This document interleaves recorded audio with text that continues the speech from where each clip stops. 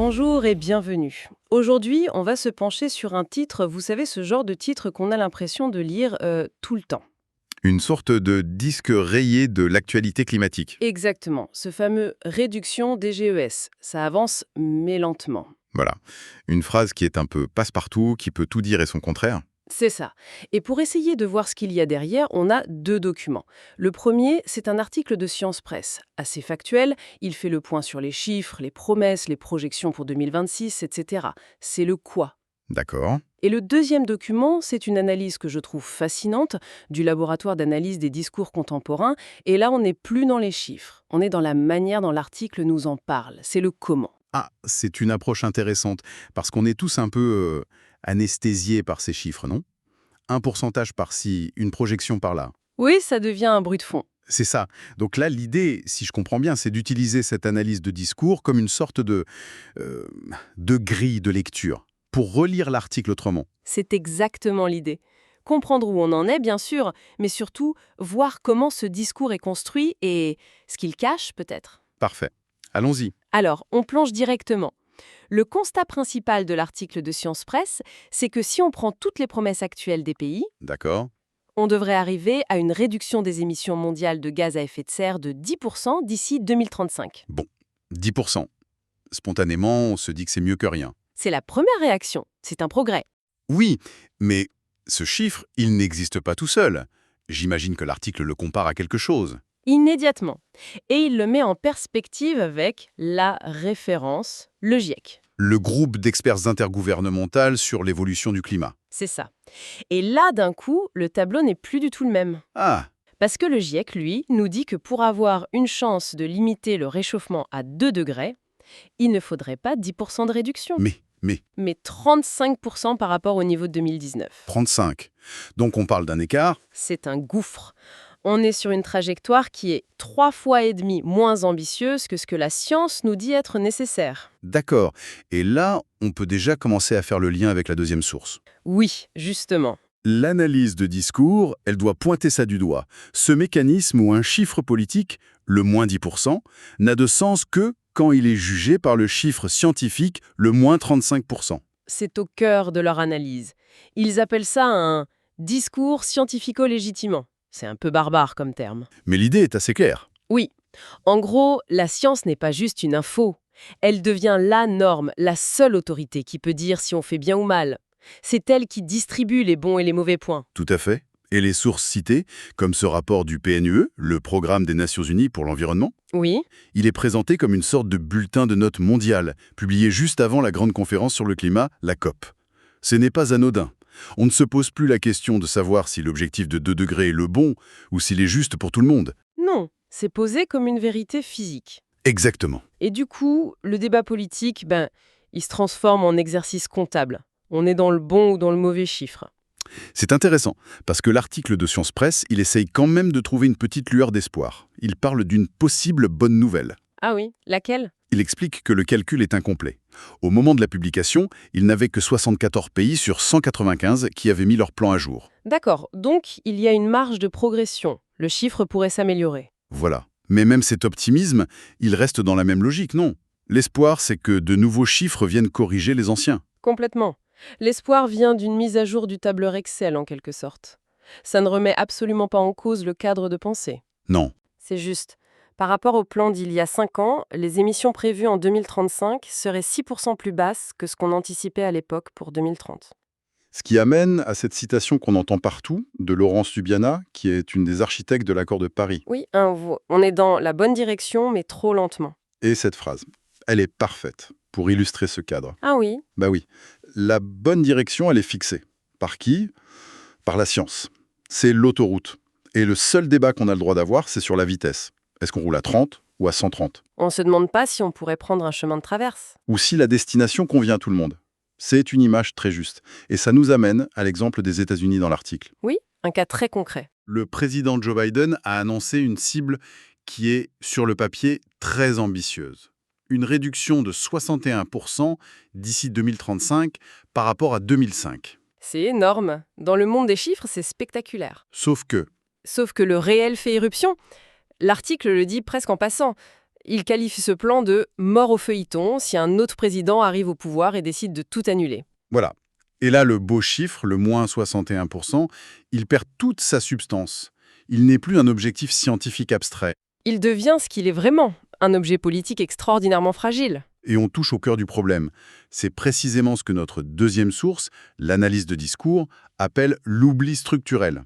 L'oubli structurel, qu'est-ce que ça signifie? Ça signifie qu'en se focalisant presque uniquement sur les données, les pourcentages, les trajectoires, ce discours efface. Il met sous le tapis toute la complexité du monde. C'est-à-dire? C'est-à-dire les blocages politiques, les intérêts gigantesques des industries fossiles, les rapports de force entre les pays, les raisons historiques de l'inégalité des émissions. Tout ça, ça disparaît. Ça disparaît derrière la beauté froide d'un chiffre comme moins 61%.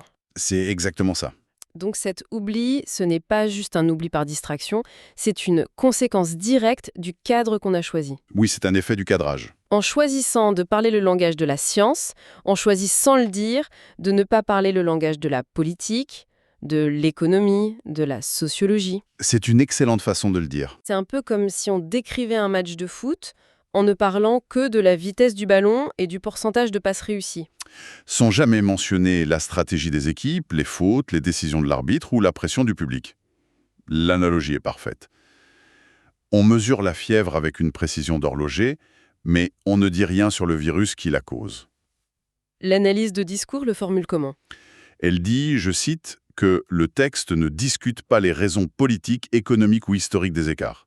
Et ce n'est pas pour critiquer le journaliste. Non, c'est pour analyser un genre de discours qui est devenu dominant. Voilà. Un genre qui se contente de mesurer l'écart entre la promesse et la cible, mais qui n'analyse jamais les causes de cet écart.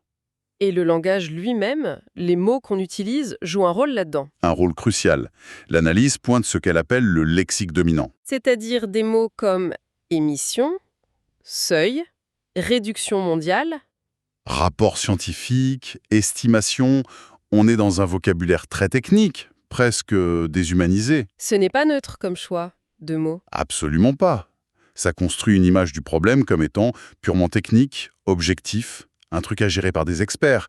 Ça éloigne le sujet des gens. C'est vrai que quand on parle de justice climatique ou de responsabilité historique, On lance un débat de société. Tout le monde peut avoir un avis. Mais quand on parle de tonnes d'équivalent CO2 et de trajectoires de réduction, on lance une discussion d'ingénieurs. On se sent moins légitime pour participer. c'est ça. Le lexique renforce l'idée que le problème est tellement complexe qu'il faut le laisser aux experts, ceux qui maîtrisent les chiffres. Ça me rappelle un peu la façon dont on parle d'économie, parfois. Comment ça? On nous noie sous les chiffres du PIB, de l'inflation, de la dette, comme si c'était des lois de la nature. Et ça nous empêche de poser les vraies questions. Cette croissance, elle est pour qui? Qui paye le prix de l'inflation? C'est exactement la même mécanique. Transformer un choix de société en problème de gestion. Et ça a des conséquences sociales concrètes. Oui, l'analyse parle d'une pression normative. Ce n'est pas une coercition, personne ne nous force avec une arme. D'accord. Mais le discours ambiant diffuse l'idée que la seule attitude responsable, pour un État ou une entreprise, c'est de s'aligner sur ses objectifs scientifiques. La conformité à la science devient le critère ultime. Ce qui, à première vue, ne semble pas être une mauvaise chose. On a envie que les décisions soient basées sur la science. Bien sûr. Mais quel est le piège? Le piège, c'est que ça court-circuite le débat démocratique. Si la science fixe la destination, par exemple, la neutralité carbone en 2050, et que le seul rôle du politique, c'est de trouver le GPS le plus efficace pour y aller, Alors, on ne débat plus de la destination elle-même. exactement, on ne se demande plus est-ce que cette destination est juste? Est-ce qu'elle implique des sacrifices? Et si oui, qui doit les supporter? Toutes ces questions, qui sont le cœur même du politique, sont évacuées. On ne parle plus que d'optimisation technique. Le comment devient purement instrumental au lieu d'être un débat sur nos valeurs. Voilà. D'accord, je vois beaucoup mieux. Si on essaie de faire le bilan, on a d'un côté le constat factuel de Science Presse. Oui, ça progresse, on va dans la bonne direction. Mais à une vitesse d'escargot, face à un danger qui avance, lui, à la vitesse d'un TGV. C'est un message d'urgence, avec un tout pli que d'espoir. C'est la lecture au premier degré. C'est ça. Et de l'autre côté, grâce à cette analyse, on comprend que la façon de présenter ces faits n'est pas neutre du tout. Absolument pas. En s'appuyant presque seulement sur l'autorité de la science et son langage chiffré, ce discours met en avant les solutions techniques et il laisse dans l'ombre toute la partie politique, économique, sociale. C'est la synthèse parfaite. Et je pense qu'il faut insister sur un point, il ne s'agit pas de critiquer la science. Non, bien sûr. La science du climat, c'est notre meilleur outil pour comprendre le danger. Le problème, ce n'est pas la science, c'est l'impérialisme de son discours. Quand il devient le seul langage autorisé pour parler du climat, il appauvrit le débat. Il transforme un enjeu de civilisation. En un simple problème d'ingénierie à résoudre. On se retrouve à discuter de la meilleure façon de calfeutrer les fenêtres d'une maison, en feu, au lieu de se demander qui a allumé l'incendie. Et comment on va reconstruire quelque chose de plus solide et de plus juste après? L'image est puissante et elle est juste, Le diagnostic scientifique est vital. Pour dire la maison est en feu. indispensable. Pour dire ça, et pour dire voilà à quelle vitesse les murs vont tomber. Mais il ne peut pas nous dire comment organiser l'évacuation, ni qui sauver en premier. Ni à quoi devra ressembler la nouvelle maison. Exactement. Ça, ce n'est plus de la physique. C'est de l'éthique, de la politique, du dialogue social. Ce qui nous laisse avec une question pour la suite, j'imagine. Oui, une question qui découle de tout ça. Si ce cadre scientifique, avec ses chiffres, ses seuils, devient la seule arène légitime pour débattre de l'action climatique, quelle place reste-t-il pour d'autres savoirs, pour d'autres valeurs? Comme quoi, par exemple? Je pense à la justice sociale, aux perspectives des peuples autochtones qui ont un tout autre rapport à la nature ou tout simplement à des impératifs éthiques. Si toutes ces voix ne peuvent pas traduire leurs arguments en tonnes de CO2, est-ce qu'elles sont condamnées à ne pas être entendues dans la définition de notre avenir commun?